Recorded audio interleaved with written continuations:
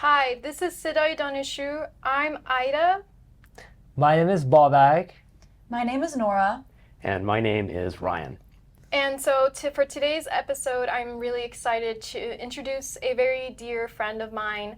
Adam is a driven and thoughtful student who began college at just 16 years old. At UC Berkeley, he pursued an ambitious triple major in political economics, rhetoric, and cognitive science.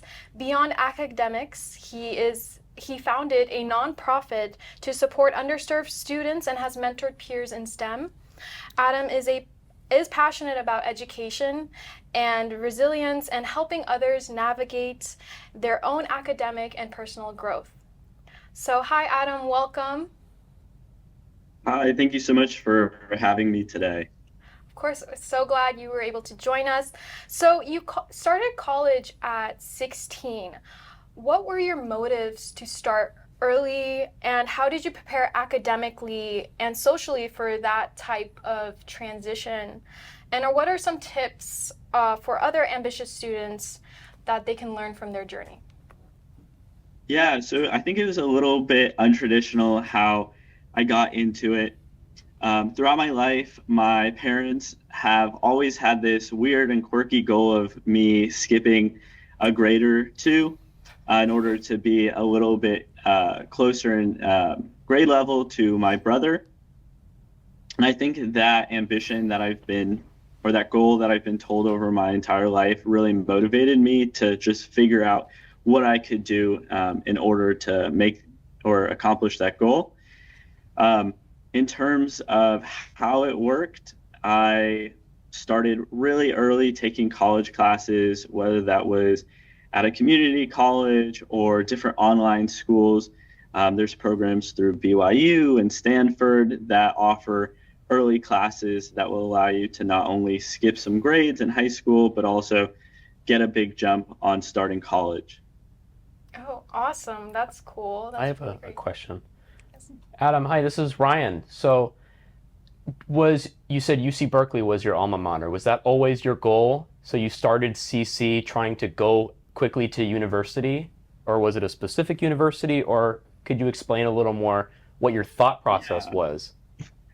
I think there's a lot of great schools out there. I think UC Berkeley gave me a fantastic opportunity to not only be able to graduate early, but also be able to take all the classes that I wanted to, as well as some scholarships that helped me get through it. I think I had looked at some other colleges, but not every other college had the same opportunities and options that UC Berkeley provided me. Little promotion for UC Berkeley. Cool, amazing, Nice. amazing. So you were a triple major. What inspired that decision, and how did you manage such a demanding workload at a young age in a university like that?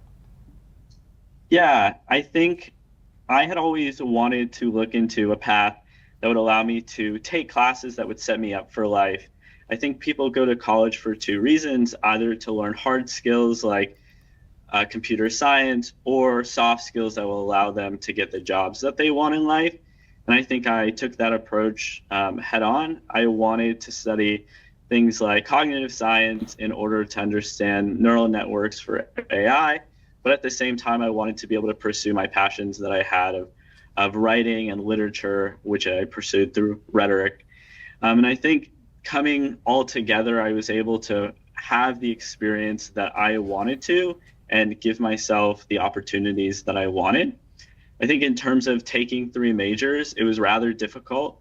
Most semesters were 20 units or more. I think I graduated with about 180 or 200 units total, which is exceeding even the limit. So I had to get waivers for it. But I just tried to really optimize my time as much as possible, whether that meant waking up early or staying up late or trying to figure out how I could do, or the easiest or least path of resistance in order to get my coursework done and studying complete. So you continued learning after college, even with programs like Stanford's management course and a Google certification. Why is lifelong learning important to you, and how can students take advantage of similar opportunities to grow professionally?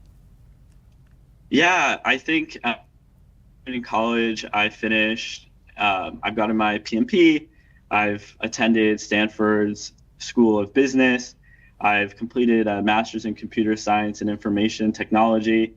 I'm still pursuing a master's in analytics as well as a PhD in theology. I think no matter where you are in life, you need to continue to be able to push yourself as much as possible, because that's where growth comes from. And ultimately, if we look back at our lives, we want to make sure that we're continuing to push the bounds of what is possible, not only for ourselves, but everyone around us. And I think education has been a great opportunity for me to not only explore myself, but explore the greater world, all wrapped into one. Awesome. And since I'm your close friend, I know that while you were in high school, you founded a nonprofit to help underserved students and support them. So how did that experience shape you, and what advice would you give to students who are trying to balance academics with impactful and heavy extracurriculars? Yeah, I think a huge part of it is pursuing what you enjoy. I think a lot of people in high school get wrapped up in what will have the best outcome for me, rather than that I will also enjoy and help me grow. So for me, founding Partners Through Education and doing a lot of volunteering was a great way for me to give back to the community. And though it did have good benefits for college and beyond, I really got to see an immediate student, whether that was through the tutoring programs we set up or the scholarships that we founded, or being able to help students review their college applications. It continued me on a path of, how can I give back based on all of the opportunities that I've had. Right. And through your work, I know that you also were volunteering as a mentor for a lot of students. So what would you say is impactful about an experience of being a mentor? What have you learned from teaching others?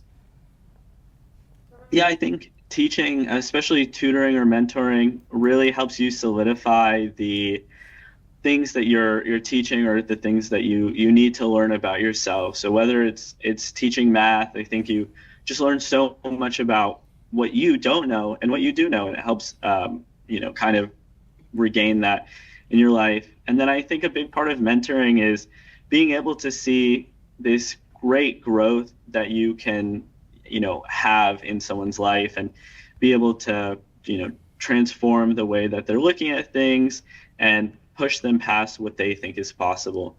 So I think internally as a human, finding those different paths to grow is important as well. Hi, Adam. I had a little question based on what you talked about mentoring. It seems like you have a lot of experience, and I think that hopefully you do it very well. I'm just curious, what advice do you give to people aspiring to become mentors themselves? Yeah, I would really pursue, understanding what you're good at. So whether in a school setting that's English or math or social studies, I think there's tutoring programs all around us, whether that's through your school or through a local library. Being able to go to those places and see the same students every week or every other week, it will allow you to continue to have a impact in them. And then in addition to that, if you want to do more local or have one student, there's many organizations like Brotherly's, which is a program for adults to mentor young students or young people who might need more assistance. And there's tons and tons of organizations like that will give you the opportunity to connect someone on a deeper level. Thank you. Without taking too much time away from Adam, I like the discussion of sort of like knowing your place as a mentor, knowing your skills so that you're not propagating misinformation to somebody just, because you want to like conflate yourself to be like this great generalist mentor when in fact you're not. So yeah, I totally second that advice, that knowing your strengths is how you can be a really good mentor, knowing what you can actually mentor in. Thank you, Adam. Of course. Yeah. You also wrote a guide for helping students succeed in higher education called Breaking Through. So what inspired you to write that, and what is one key lesson you learned while writing that guide? Yeah, I think a big part of Breaking Through was our desire to want to give back to students in a meaningful way. I think growing up, the most privileged or rich household, I felt like I had maybe more disadvantages than other students to get the correct kind of information that I need, or the correct maybe guidance from professionals that I would need. So we really wanted to put all of that advice that we could get into one book. We took all these students who were really good at something, whether that was they got into college. Like in the book, there's a story about one of my friends who was able to get to Brown for track, and she found what she was exceptionally good at and just continued to pursue that. So we broke it up into different lessons. So whether you're looking into joining the military, or you need help getting into college, or you need help with scholarships, or you want to figure out how to write your essays, we wanted to provide all of that in one central place that we felt like was the most correct information possible. Awesome, great. And that's like really great that you went out, and not only did you have a passion to pursue higher education, you wanted to reach out and help others to make this possible for themselves. And I think that's a really great thing that you did. I was also wondering, while graduating, leaving high school early, what would you say were the pros and cons of that? Yeah, I think, making a life change like that for anyone can be difficult. I think it boils down to you actually understanding what you want. I would, really implore people, whether it's things like helping others, or, founding a nonprofit, or going to school early, to not necessarily think of things as, wow, like I'm going to be so much better than other people, or wow, I'm going to have done this. It's understand what's actually right for you. I think with things like helping others, it's so easy to get caught up in your ego, but then you might not have that outcome that you need. So when looking at going to college early and making that transition, if you choose to do it, make sure it's right for you. I think there's no, it's not going to be a life-changing benefit if you, graduate a few years early, but you miss out on the opportunities that you had wanted. So if you're in, high school or college, and you're not making sure that you're maximizing the experiences that you feel like you want to have, even boiling things down to, if you wanted to go to prom, or you think you're too good for prom, that might be an opportunity that you're going to miss, and you're never going to have the ability to go back. So just understand what you want. Great. Yeah, I think I have that's... a couple of things as well. Yeah, go ahead. It seems like the frame is of what is and is not transactional. You stand pretty firmly that you don't go about your life decisions in a transactional manner, but there is sort of an undeniable aspect of transaction. It's self-sacrifice almost.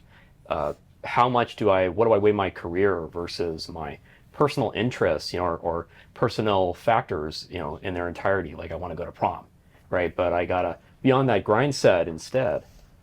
So I guess my question is where do you draw the line between that? How do you address that decision making? You say it's what's important to you first and foremost, but what if something is not necessarily important to you, but is like for the greater good, just a different way of thinking about it? Could you define that line a little more? Sure. So I think whenever you think about opportunities that you might come across in life, if you need to help other people, you can figure out what you would feel best or most interests you in helping out. I think frequently you can see across high schools, that there's many clubs that have really great names, and they say they're doing really good things, but then when you get to the crux of it, because no one has passion for it, nothing is really getting done. They're focusing on a numbers game or advertising or what they can put on their college resume. So I think you need to figure out what you enjoy, right? If you really enjoy basketball and you want to go coach a little league basketball team, and that's what's going to both fulfill you as a person, there's no good or bad way of giving back.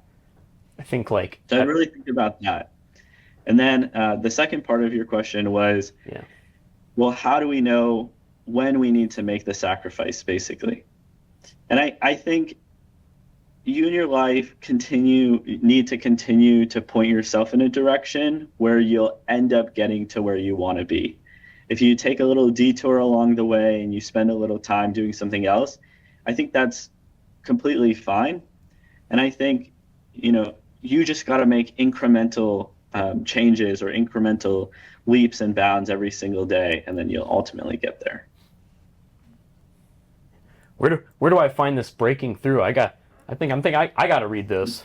So where can we find Breaking Through? Yeah, it's sold online on Amazon.com as well as on Walmart.com. Okay, and that's authored by yourself, or there's co-authors? Yeah, there's a few co-authors. Myself and my brother Amir wrote it, and then throughout it we have many subsections written by over 30 co-authors, people who we found exceptional in our lives to give the best advice possible. Thank you. Thank you. So thank you so much, Adam, for joining us. Your journey has been really inspiring, from having a triple major, graduating with triple majors with your bachelor's. I was wondering, what are you currently academically pursuing now? Yeah, so I recently, about 6 months ago, finished my master's in computer science and information technology. I'm now pursuing a master's in data analytics, as well as a PhD in theology. I think, not everything necessarily has to have a career benefit. I think my pursuit of a PhD in theology is really an internal love of, knowledge and being able to explore different religions and cultures. Keep trying to learn a little bit every day. Awesome, great. Well, thank you so much for joining us today, Adam. It was really great to have you. Thank you for sharing your story. Is there any thoughts that we would like to share?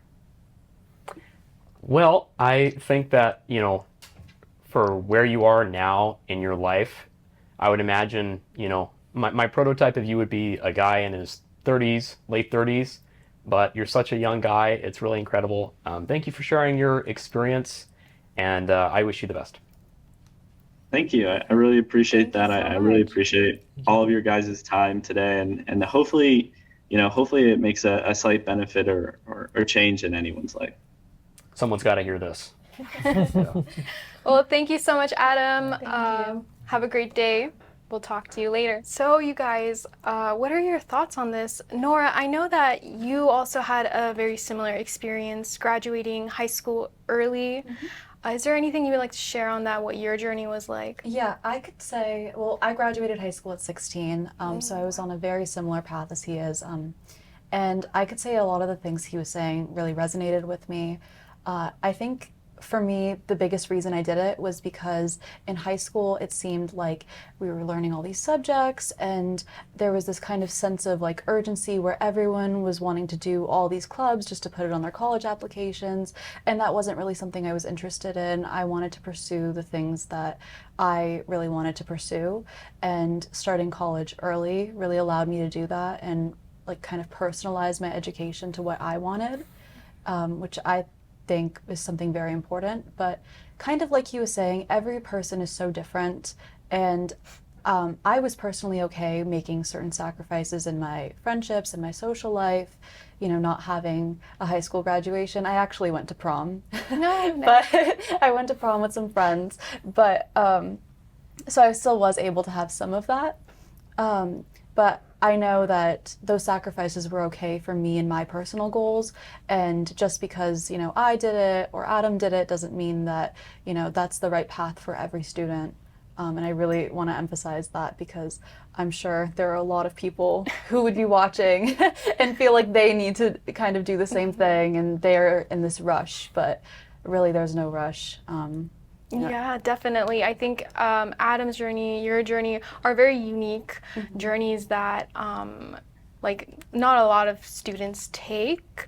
I think talking about it is great opportunity to show others that this is a path you could take if you're interested in, because some might not think it's even possible, or they might not even cross their mind to do so.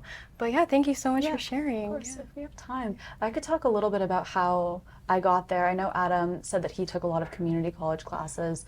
So what I did was I took the California High School State Proficiency Exam, which is essentially kind of like getting a high school diploma equivalent. And I did that, technically I was 15 when I got it, but 16 when I started community college. So I was able to take community college classes as a freshman when I was 16, and then I transferred to UCLA from there.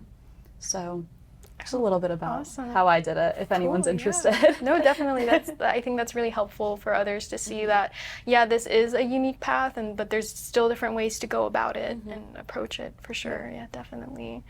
I was wondering, what do you guys think about in terms of at 16, at this age, do you think this is something that they're missing out on in terms of their social group, in terms of friends making, having that sense of community, right? Because I know taking classes at 16 in community college classes, it's a different group, age group, and it may not seem like a lot for others listening in, 16, maybe 18, just 2 years, but that difference is actually in terms of maturity and things like that, it's very different. But each person's obviously unique and such. So I was wondering, what do you guys think about that in terms of socially, that experience? Yeah, I think it's significant, actually.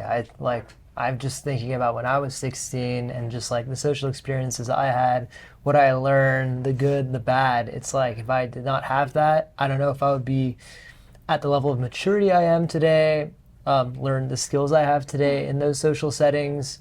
It was just so much. And I guess, again, it comes to a point of sacrificing some things for other things. So you can perhaps gain more class experiences and be further progress in a learning standpoint or a professional standpoint.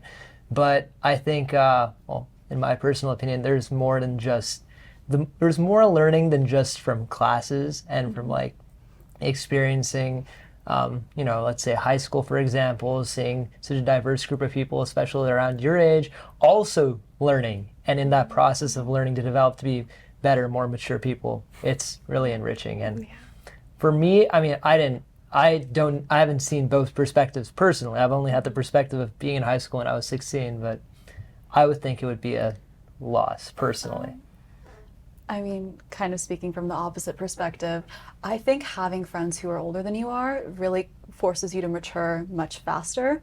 And that's kind of what I experienced. Most of my friends, even now, are a few years older than I am. And I think kind of seeing them in a different stage of life kind of motivated me to want to be in that stage of life. And so it pushed me to kind of get there a little sooner. I don't know if I personally felt like I was sacrificing things socially maturity-wise, in terms of development, but definitely social interactions that was lacking a little bit. People gave you some weird looks when you said you were 16, and people don't talk about it enough, but community college is very diverse. I had a lot of friends who had kids, who had grandchildren, and were just taking classes for fun, or they were wanting to get a new degree later in life, a lot of non-traditional students. So there was a big contrast, between me and my friends in their 30s, all taking the same class. So yeah, it's good to see different perspectives, different stages in life. I don't know, that was my experience. Yeah, no, definitely. There's a lot of different perspectives to be seen with this. I think also depending where you're going and what is your high school like? Because some high schools offer different programs and some high schools don't for like concurrent enrollment in college. So I think it does depend on that too. But yeah, having the age difference in the classroom, that sounds like it would be very interesting. But again, a lot to learn from it as well. Definitely a lot to learn. I chime in. Yeah. I was a goof in high school. I was a goof. I'm kind of on the opposite end of the spectrum from you, Nora. It took me many years to discover that what I wanted in life, I needed to arrive through process of elimination that what I wanted was derived from academics. I needed to go through the academic system, the traditional academic system, not a trade school or police academy or the military or something straight away. I got distracted along the way. I explored. I had high exploration and low commitment. But in the end, I discovered that maturity maybe even a little later to find out that, first I need to pick something. I can be good at lots of things, but I need to get good at one thing. Right. And I, in that process, discovered kind of like what Adam was talking about. This is what I want to do because I want to do it. Intrinsic motivation. And I think if you can pick one or two things to do in your life that are your choice, that I'm doing this for me, not for mom or dad because they want me to be doctor, or for my buddies because they're all going to med school. I'm doing this because I can't see myself in anything else. Mm-hmm. And I've explored that. I think that was the best for me. Yeah. That's how I did it. Ryan, that's a really great point that you bring up where there's no right or wrong path in terms of your personal academic journey. It's what's right for you and whether you have those intrinsic factors. And I want the viewers who are listening to this to know that there's no pressure to certainly make such achievements like Adam has. But again, if you are interested, those resources are available to you and possible. And with that being said, I'd like to close off the show. I wanted to thank Adam for joining us today, and that's it for today. Thank you so much. Thank you. Thank you.